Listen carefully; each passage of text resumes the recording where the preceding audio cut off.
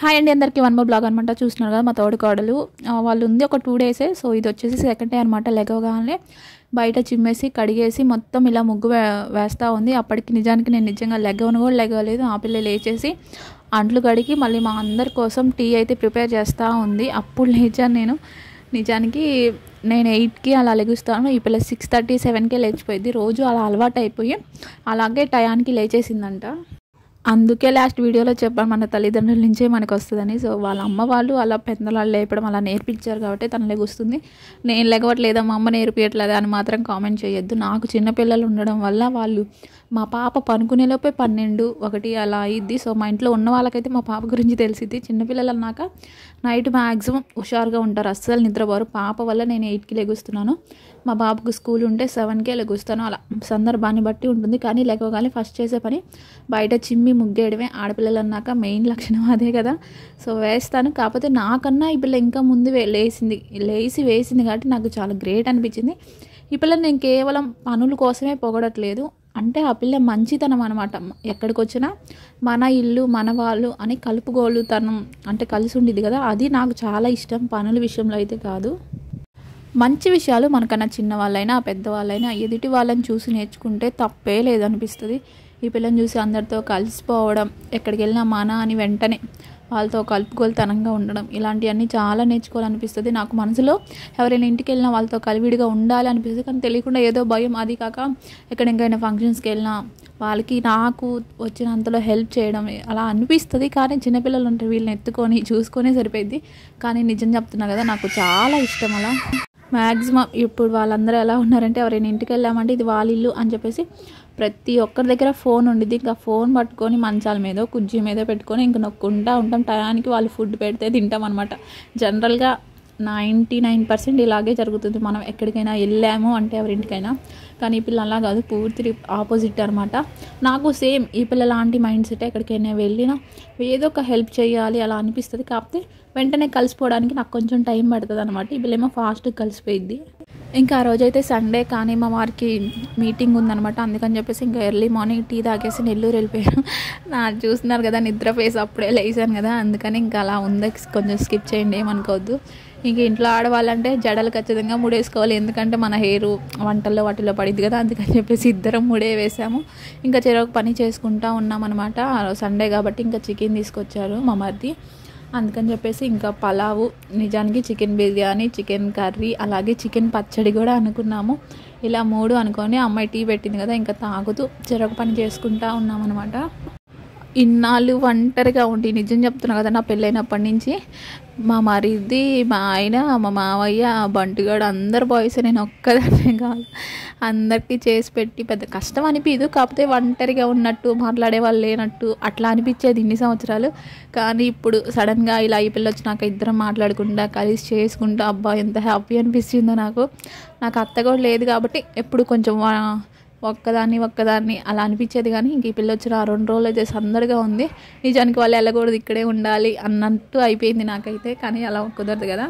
ఆ పిల్ల చదువుకుంటుంది. సో 2 డేసే ఉన్నారు, ఇంక వెళ్ళిపోయారు. ఇంక చూస్తున్నారు కదా, ఇద్దరం మాటల్లో పడి చికెన్ బిర్యానీ అని చికెన్ పక్కన పెట్టుకున్నాము చేసుకోవడానికి అని సపరేట్గా కొంచెం పెద్ద పెద్ద పీసుల్ని.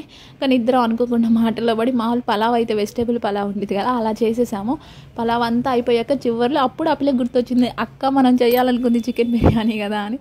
ఆ పిల్ల చెప్పేదాకా కూడా నాకు గుర్తు రాలేదు. అలా ఏయో కబుర్లు చెప్పుకుంటూ వంట చేస్తుండేసరికి మొత్తం మర్చిపోయామన్నమాట. అసలు చికెన్ బిర్యానీ మామూలు ప్లెయిన్ పలావే చేసేసాము. ఇంకా చికెన్ ఫ్రిడ్జ్లో పెట్టేసాము. చూసినారు కదా, కుకింగ్ మొత్తం ఆ పిల్లే చేస్తుంది. వాటికి కావాల్సిన వెజిటేబుల్స్, కొత్తిమీర, కరివేపాకు, పుదీనా ఇలాంటివి ఉంటాయి కదా, అవి నీట్గా క్లీన్ చేసి కడిగి పెడతా ఉన్నాను అనమాట.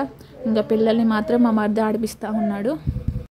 కృష్ణ కూడా పిల్లలంటే చాలా ఇష్టం. ఇద్దరిని బాగా చూసుకుంటాడు. వచ్చినప్పుడల్లా మా బంటమ్మకి తెలియకుండానే అసలు కృష్ణ అంటే ఎంత ఇష్టమో ఒక్కసారి నాకే షాక్ అయింది. ఎప్పుడో ఒక్కసారి వస్తాడు కదా, అయినా సరే చాలా ఇష్టం. ఎంతైనా బ్లడ్ కదా అనిపిస్తుంది.